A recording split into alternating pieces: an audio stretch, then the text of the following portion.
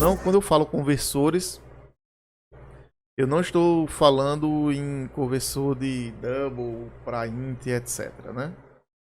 Essas coisas mais simples. E sim conversores de tipos mais complexos, como wrappers e adapters, né? E o porquê da importância de você usar os construtores na hora de você criar seus objetos, certo? Eu sempre digo quando eu estou programando aqui com vocês que vocês usem os construtores, porque os construtores é uma maneira elegante de criar objetos e você já sabe os dados que vão ser populados no seu objeto. Então você tem que se valer disso, né? Você tem uma estrutura extremamente poderosa em que você consegue definir todo o conteúdo da classe. Isso é muito, muito importante.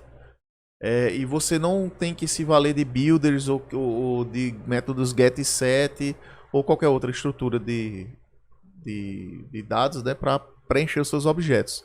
Você tem uma ferramenta simples e poderosa que são os construtores.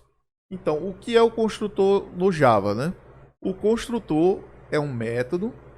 Geralmente eles são públicos, existem padrões que adotam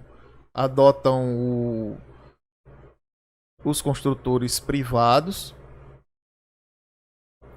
Eles existem, o singleton é um deles. Eu desconheço outro diferente do singleton, né? Eu nunca usei de construtores privados que não fossem quando eu estivesse construindo o singleton. E voltando, para que serve? O construtor serve para você popular o objeto com o mínimo de informação possível sobre ele. Como assim, Luiz? Vamos dizer que você tem uma classe que tem... Uma classe pessoa, né? Sempre tem uma classe pessoa. Tem nome, idade e peso, certo?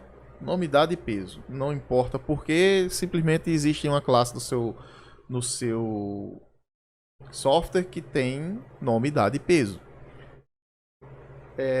Por algum motivo, quando estavam definindo as regras de negócio do seu sistema, vocês decidiram que peso não era prioritário e que a pessoa ia, quando fosse cadastrar no seu formuláriozinho, peso seria opcional. Você pode construir um construtor que só deixe criar objetos com aquela quantidade de campos especificada. Como assim? Ó, eu tinha nome, idade e peso. Então eu posso definir um construtor que recebe nome e idade e omita o peso. Agora, para que seu objeto pessoa seja criado, você tem que obrigatoriamente passar essas duas informações para ele.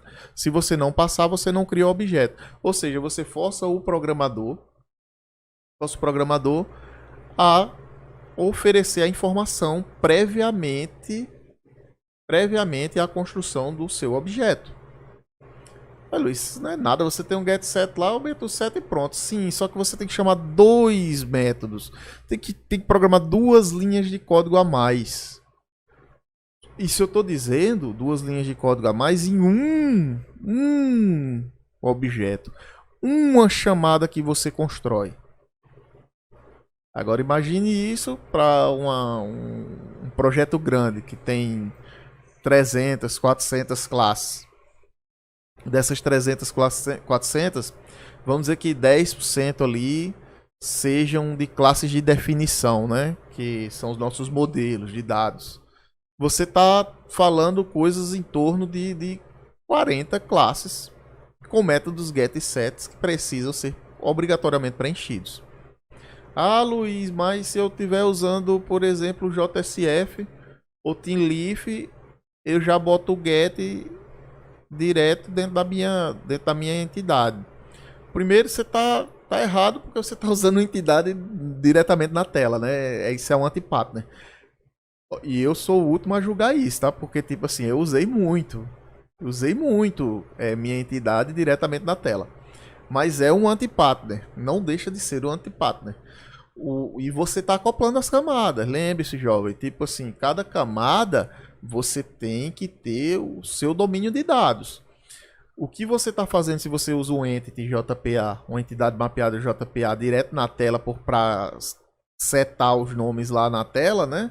Você está pulando a camada de controller que seria a camada que teria suas regras de negócio e estaria colocando os dados diretamente na tela. Então, se por um acaso do destino, vou falar bem claro que é JPA, tá? Assim, não confunda, isso é para JPA. Você mapeou uma entidade, usou ela na tela lá e por um acaso do destino tem um método lá que dá um flush. Quando você dá um flush, ele pega tudo que está na sessão, e soca dentro do banco. E essa classe que você mapeou lá e está usando na tela, pode ser uma das coisas que vai parar do seu banco de dados. Sendo que... Boa noite, Marcos, e aí? Sendo que ela não deveria estar indo para o banco de dados porque ela foi mapeada para ser salva depois de passar pelas regras de negócio. Ou seja, você acabou de ter um problema na sua mão. Certo? Flush, eu sei que Flush seria um exemplo muito grotesco, porque não se deve programar com flushes, né? Mas eu sei que é uma realidade de muitos projetos. Eu passei por projetos que tinha flush o tempo inteiro. É uma forma de você forçar realmente a ida dos dados para o banco. Mas não está certo, é errado.